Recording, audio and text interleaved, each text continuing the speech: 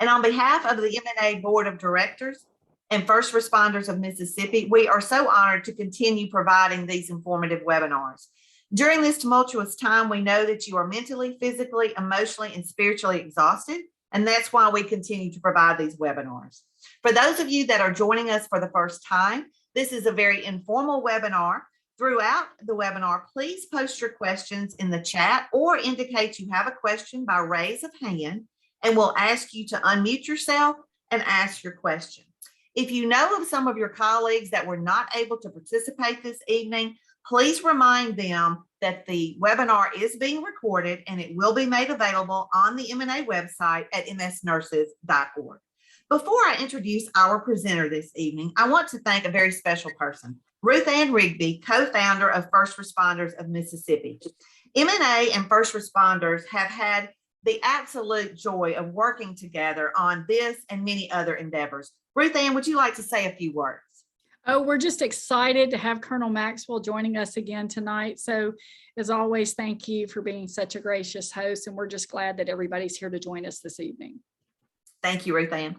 Our presenter this evening really doesn't need an introduction. As Colonel Stephen Maxwell, Director of the Mississippi Bureau of Narcotics, is well known throughout the state and the nation for his distinguished career in law enforcement spanning over 25 years with numerous, and I do want to stress, numerous accolades. We so appreciate Colonel Maxwell joining us this evening and taking time from his hectic schedule, and to provide him as much time as possible for his presentation and your questions. I'm going to thank him and turn it over to Colonel Maxwell. Well, good evening. I'd like to say thank you to the Mississippi Nursing Association, as well as First Responders of Mississippi, as we are in partnership with them, giving us an opportunity to be a part of this series, as we have talked about over the past several months, things that we can do to help deal with and cope with various challenges that have just been born out of COVID-19, dealing with the opioid crisis, and also personal challenges that we may face in our lives on a day-to-day basis, as well as our professional careers.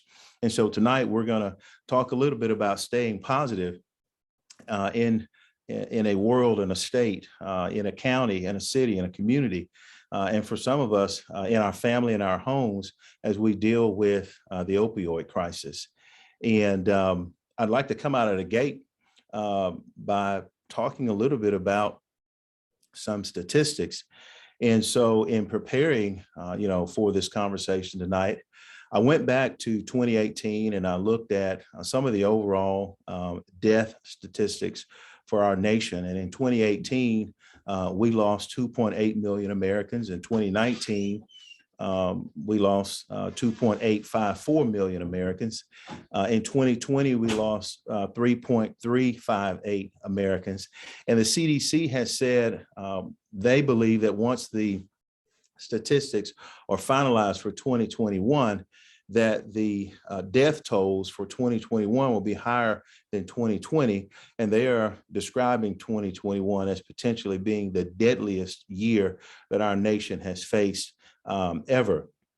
With that being said, I'd like to say this: the fact that you're here tonight on this webinar, okay, when we lost 3.358 million people in 2020, and we are on the cusp of getting statistics that will indicate that we lost even many more people than that in 2021, dealing with COVID-19, dealing with the opioid crisis, dealing with the violence associated with the drug culture.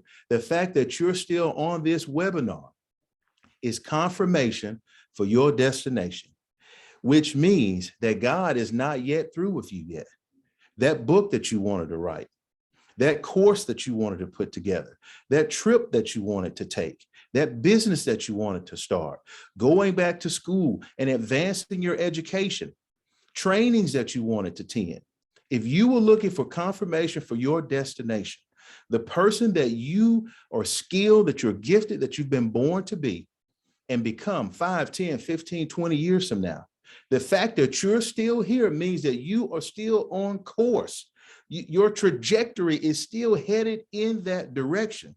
That in and of itself should give you motivation. It should give you inspiration. It should give you the drive, the ambition that you need, the fuel in your tank when you wake up in the morning to take no days off on becoming who you want to be. That in and of itself is confirmation from God that he is yet not done with you yet. There are people who you have not yet met who are depending on you to stay the course that you are on. I read some literature that the CDC put out as it relates to drug-related overdose deaths. And they use this term linkage to care.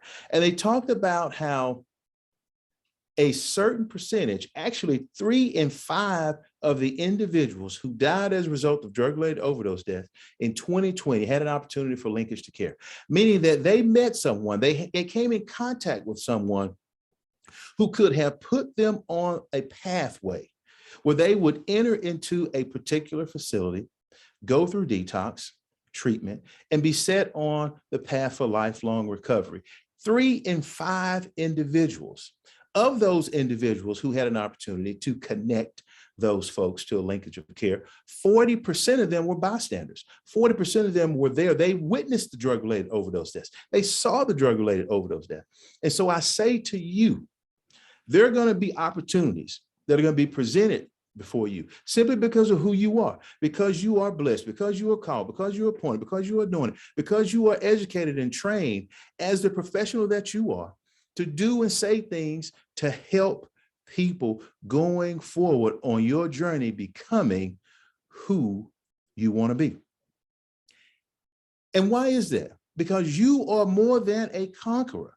You are more than a conqueror in, with, and through Christ Jesus.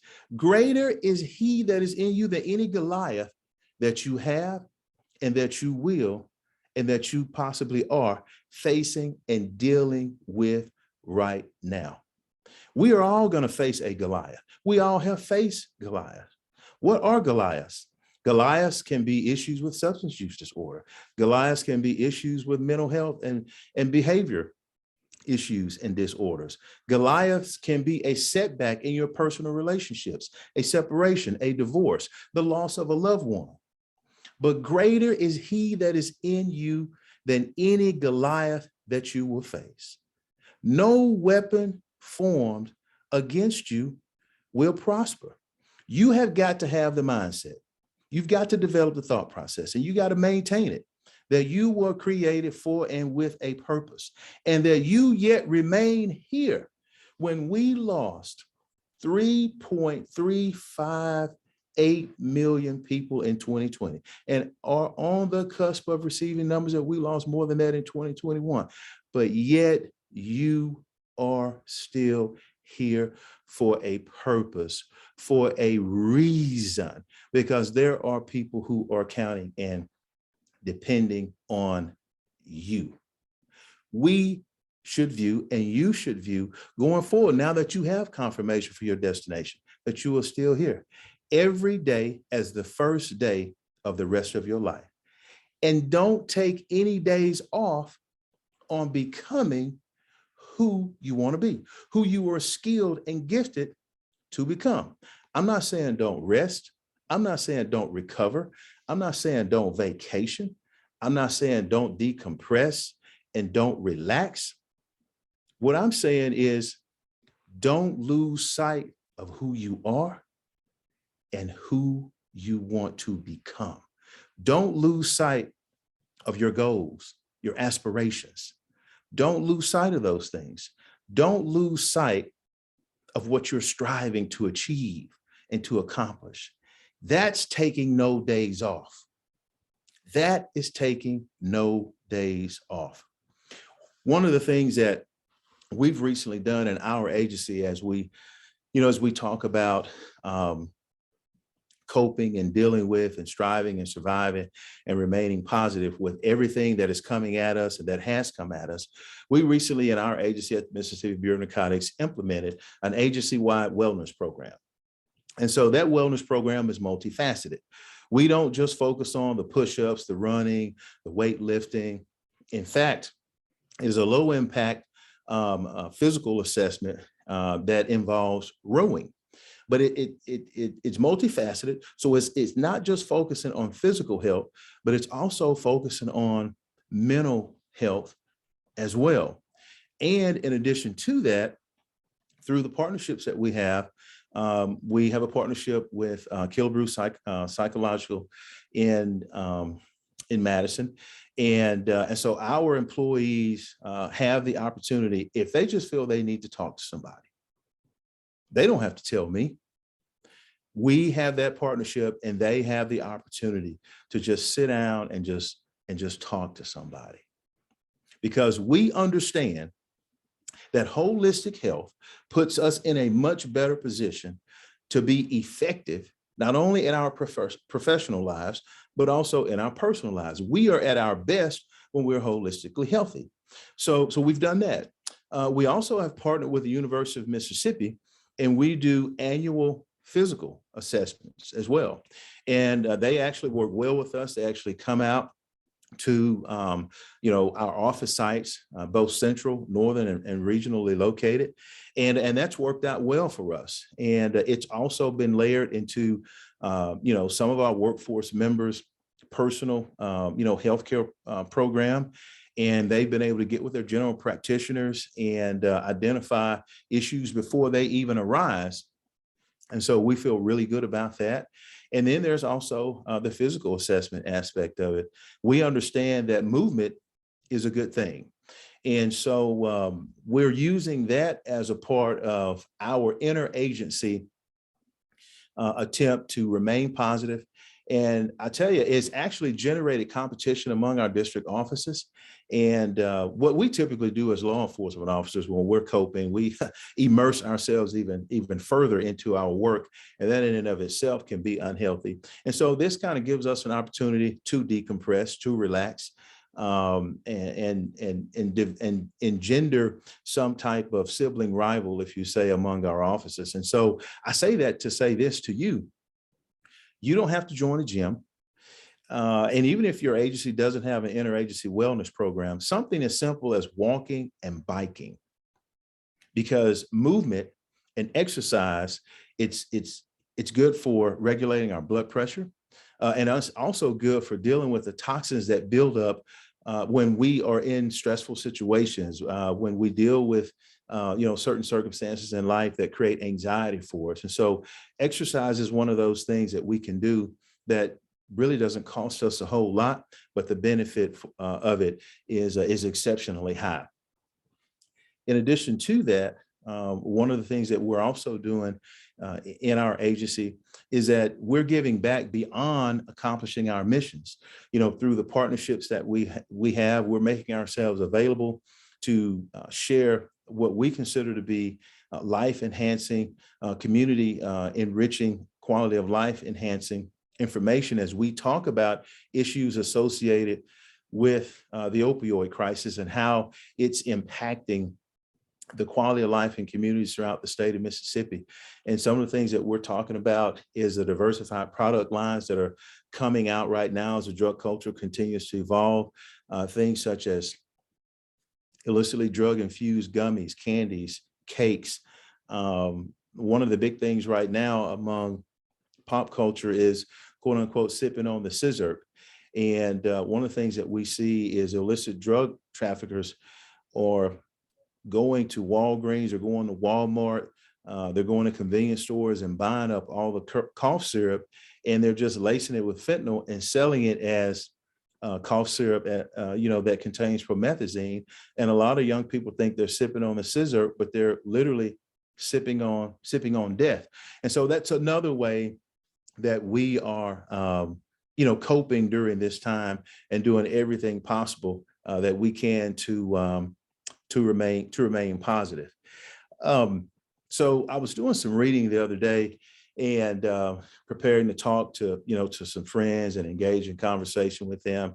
And one of the things that I wanted to discuss with them that I'm going to share with you is that oftentimes we don't realize just how effective, just how potent, and just how powerful the words that we speak and the impact that those words have on our mindset, the impact that those words influence what actually happens to us.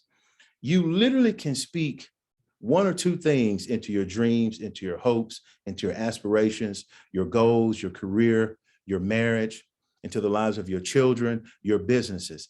And those two things are, you can speak life into those things, or you can speak death into those things. And what I can tell you, that is founded and based on probably one of my most favorite books that I've ever read, and actually it is, and it's called the Bible, and I prefer the King James Version. And Proverbs 8:21 basically tells us that death and life is in the power of our speech. And when God created the heavens and the earth, when he created man and woman, a part of him creating the heavens and the earths and all that dwells within heaven and earth is that he spoke it into existence. The magnanimous power of speech can have a significant impact on the quality of life that you have. It can have a significant impact on you accomplishing and achieving your goals. And so speak life into every aspect of your being, and speak life and achievement and success into your goals, your aspirations, your hopes, your career, your marriage, your children, your business, so forth and so on. And James chapter 3 also talks a little bit about, the power of speech and spoken word. And that's also a good book in the Bible to read as well. Earlier today, I was having a conversation with a group, actually a breakout session at the Mississippi Public Health Association's conference. And one of the things that I told them, I said was this. I said, your being, your existence is comprised of three yous. There's the you pre-COVID, there's the you right now, and then there's the you that you were born, that you were blessed, that you were talented, that you were skilled, that you were gifted, that you have educated yourself to be and to become. Now that you pre-COVID is screaming in your ear, stay the course. You are on the trajectory to maximize the skill sets, gifts, talents, and abilities that God has blessed you with, to become the person that you are anointed and appointed to be. Stay the course. That's the you pre-COVID.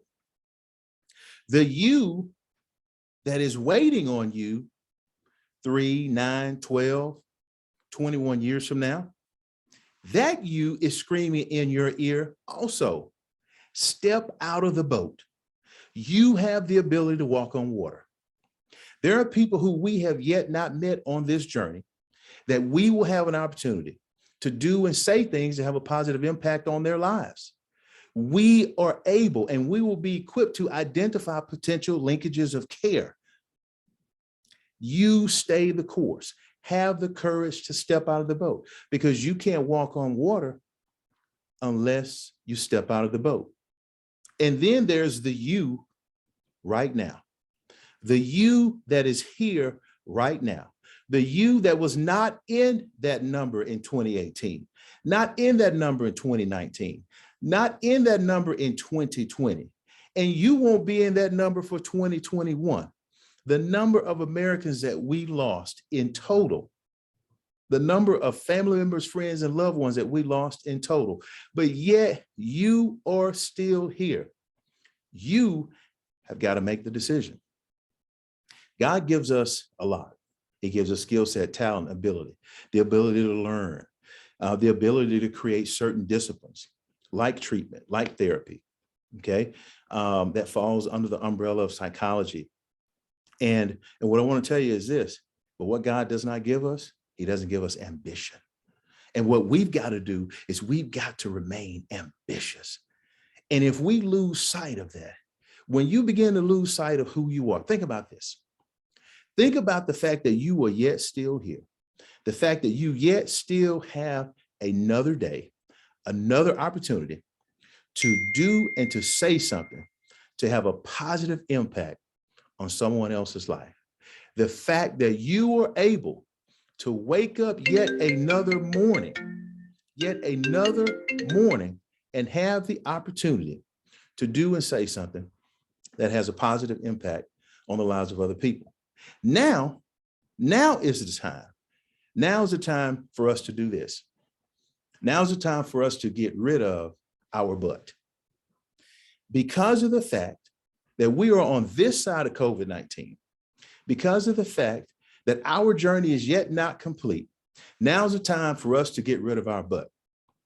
I would write that book, but I would write that course of instruction, but I would enroll in that program, but I would start that business, but I would start that blog, but I would start that product line, but I would become a mentor, but. Now is the time for us to get rid of our butt. And now is the time for us to get to stepping, to get to moving, to understand that we have a purpose. With everything that we've dealt with, everything that we've gone through, everything that we faced, all the Goliaths that you have faced in your life, and you are yet still standing. You are yet on this particular virtual platform, and we are engaging in this dialogue. And I cannot say this enough and reiterate this. This is confirmation for your destination. That should put a smile on your face. That should put a pep in your step. That should be fuel for your tank, that you are yet still here. Even in the fact that you may have gone through a broken personal relationship. You know, you may have been severed from your employment. You might be dealing with financial issues. You might be struggling with any numbers of things right now in your personal life. The fact that you are still in the fight should be encouragement for you. Because if it was meant to break you, you would not still be throwing punches. You would not still be kicking. You would not still be clawing. That in and of itself is confirmation for your destination. One of the things that we tend to do often is we tend to focus on our mistakes. That's one of the things that we tend to do. What we should not do is allow our mistakes or any errors and judgments to define us. We should allow those things to refine us. And in doing that, we cannot lose sight of who we are, who we've been skilled, gifted, and talented to be. Proverbs 27:3 tells us, as we think, that is who we are. Our speech and our thought process has a tremendous impact on who we are and who we will become. The decisions that we make shape and frame the environment that we live our lives in. Mentality is reality, and reality is mentality. We become what we consume. This is why I want to have this conversation with you and tell you, consume this. The fact that you are yet still here is confirmation for your destination. Chew on that. Meditate on that. Think about what you think about. In addition to that, I want to tell you that you can do all things through Christ, which strengthens us. And that comes from another one of my favorite scriptures, Philippians 4:13. And what I can tell you, when we realize that we can do all things through Christ who strengthens us, here's what we can do. We can have the mindset and we can speak in such a context that losses become gains, that defeats become victories, that failures become successes, hopelessness becomes hopeful, and doubt transitions into being faithful. We literally can convert those things that in the past, those circumstances and situations, through self-discipline, through proactive discipline, through reactive discipline, and through active discipline that would have had a negative impact upon us, to things that will have a positive impact upon us. I said this a couple of weeks ago in a little town hall meeting, and we were having a discussion about violence and the impact of violence, on communities in the city of Jackson. And we got to talking about programs and the availability of funding. And I said this, well, what are we going to do until the program gets off the ground? What are we going to do until the funding is approved? We need to get rid of our butt. I would do this. I would start that program, but we don't have the funding. Here's what doesn't cost us anything: assessing, adjusting, and changing our beliefs, values, morals, and norms. Because our mindset, as we think so are we, is born out of our beliefs, values, morals, and norms. Our speech and our actions and our decisions are born out of that also. That doesn't cost us anything. We don't need to apply for a grant to do that. We don't need the government to come and save us to do that. It doesn't matter what program we create and have funding for. If we don't have a malleable mind, if we don't change our mindset, our thought processes, if we don't adjust our belief, values, morals, and norms, we can have funding for any program. And one of the things that we need to impress upon our youth today is this. First off, you have to value yourself before you can value anyone and anything else. You have to realize and accept the fact that who you are and try to identify the gifts, talents, skill sets, and abilities that you have. You have to understand that you are a leader. If the only person you lead is yourself, you've got to lead yourself to success, lead yourself out of poverty. You've got to lead yourself away from committing crimes. Final thing I want to say to you all is this: don't put a lampshade over your light. You are here for a purpose, for a reason, for a reason. We made it through COVID-19 for a reason. We are in this fight for a reason. When we talk about issues associated with substance use disorder, behavioral health, and mental health, your light can pierce the darkness of someone dealing with a substance use disorder, a mental health disorder, a behavioral health disorder. Your light can pierce the darkness of someone dealing with anxiety, stress, worry, bipolar disorder. Any issue that seems to have imprisoned them, any issue that seems to have paralyzed them and serving as an impediment and has them in the darkness of a certain situation, your light can potentially pierce that darkness for them. And you can potentially provide a linkage of care for them. You could potentially provide some encouragement, some motivation for them. So I want to encourage you. I want to encourage you to be encouraged. I want to encourage you to realize just how fortunate and blessed you are to yet still be here, to enjoy all of the things of this beautiful world that God has created. If you had any doubt that God knows who you are, that he knows your name, the fact that you're still here should erase all that doubt, because that is confirmation for your destination. And now I'd like to open it up to respond and to answer any questions if we have any. We do. And I'm also, while I am scanning through my phone, and ask your patience because a lot of people have been texting me. If some of you have questions, please post that in the chat. We will monitor it and we will also ask those questions. We have about 5 minutes. The first question that I received, give me one moment here. I'm so sorry. Staying the course is often difficult, especially given the stress over the past 2 years. Your upbeat demeanor and encouraging words are so appreciated. I would love for you to share some of the things that you enjoy and that rejuvenate you. So in 2020, 2021, my family we lost our matriarch. And my grandmother, Dorothy Maxwell, who reared me. And, we grew up in a small Mississippi community, Bond, Mississippi, in Stone County. And she was, my superhero. And, we lived in a small house, not very much money, but I learned the value of work. I learned the value of self-awareness and discipline. And she lived to be 97 years old.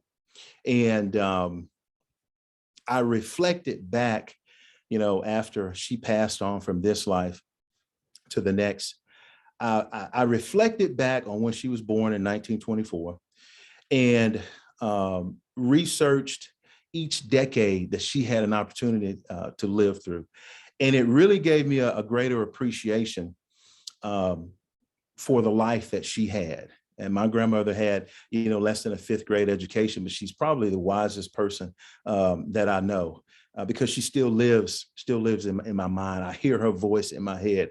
And so one of the things that I did in coping with her loss, and I do this whenever I'm facing any type of challenge, I try to appreciate the challenge that is ahead of me, the storm that I'm in, and extrapolate out of it the value that is going to come out of overcoming that challenge. As I extrapolated out of the loss of my grandmother, the value of her life, the things that she got to experience and see, and everything that she imparted unto me.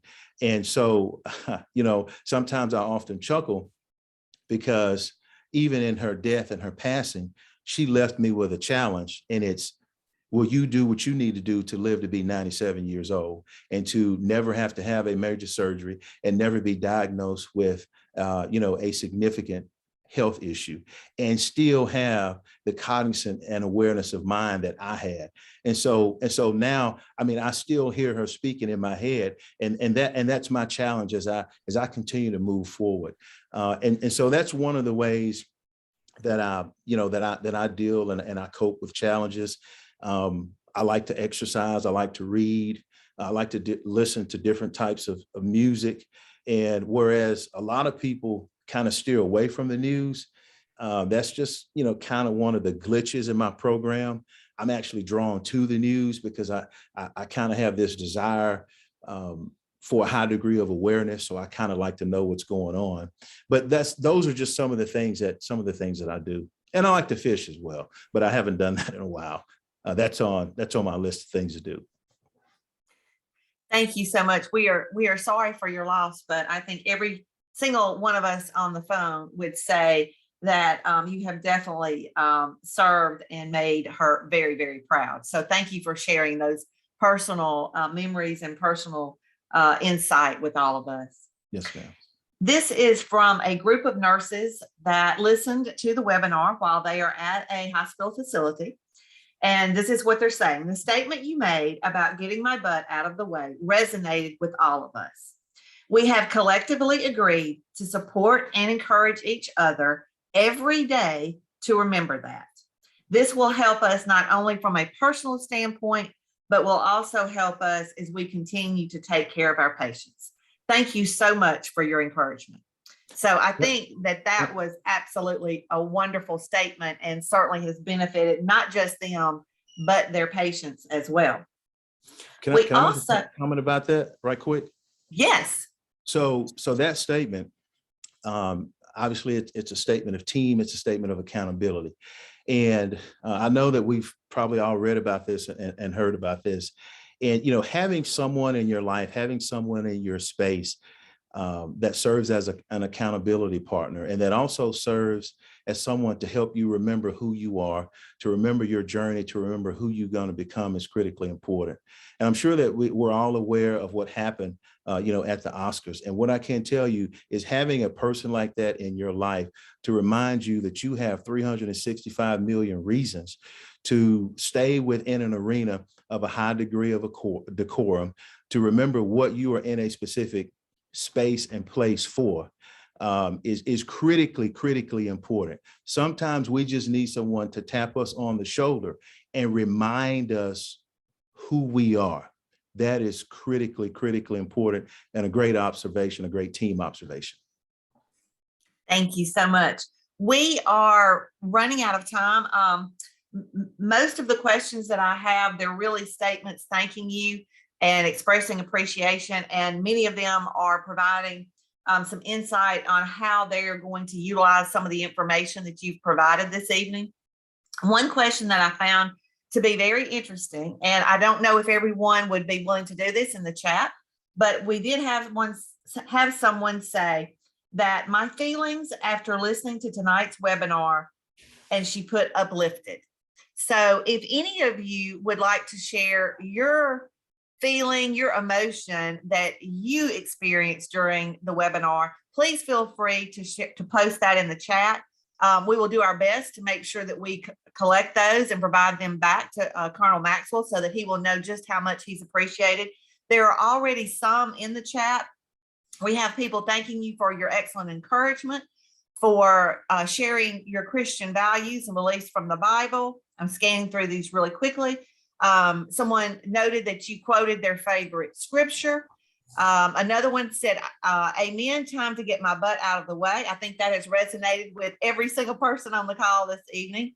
And we have many more all thanking you and appreciating it. And what I think this means, Colonel Maxwell, so don't throw anything at me through the computer, okay? Yes, ma'am. I think it means we're going to have you back. So Yes, just be Part 2, part 3, part 4. There you go. So just bear that in mind. We will be contacting you in the very near future for that part 2. But yes, thank you. Cannot express enough.